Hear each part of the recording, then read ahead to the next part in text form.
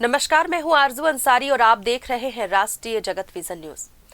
प्रदेश में वन अपराधों पर अंकुश लगाने को लेकर वन विभाग द्वारा प्रस्तावित सामाजिक बहिष्कार के निर्णय को मुख्यमंत्री ने बेतुका और अनुपयुक्त बताते हुए निरस्त कर दिया है।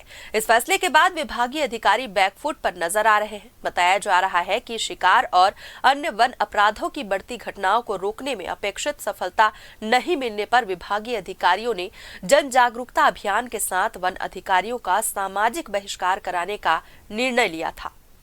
ये निर्णय हाल ही में आयोजित एक समीक्षा बैठक में लिया गया था, जिसकी अध्यक्षता प्रदेश के पीसीसीएफ वन्य प्राणी अरुण पांडे ने की थी। बैठक में सुझाव दिया गया था कि जिन लोगों पर वन अपराध सिद्ध हो, उनके विरुद्ध सामाजिक स्तर पर बहिष्कार जैसी कार्रवाई की जाए, ताकि समाज में संदेश जाए और अन्य लोग ऐसे अपराधों से दूर रहें।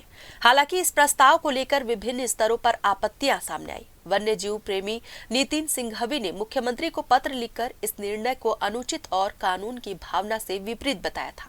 उन्होंने अपने पत्र में कहा था कि वन अपराध रोकने के लिए कानूनी प्रावधान पहले से मौजूद है। ऐसे में सामाजिक बहिष्कार जैसे कदम से सामाजिक तनाव बढ़ सकता है और निर्दोष लोगों के अधिकार प्रभावित हो सकते हैं। उन्होंने मुख्यमंत्री से इस निर्णय को तत्काल प्रभाव से वापस लेने का अनुरोध किया था।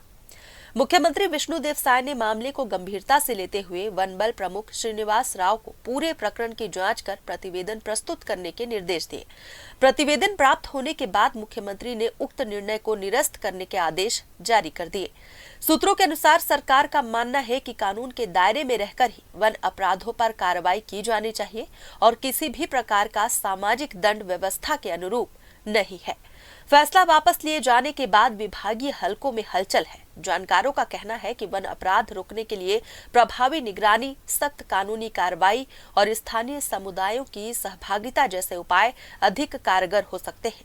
वहीं वन्य जीव संरक्षण से जुड़े लोगों ने मुख्यमंत्री के निर्णय का स्वागत करते हुए इसे संतुलित और संवैधानिक कदम बताया है।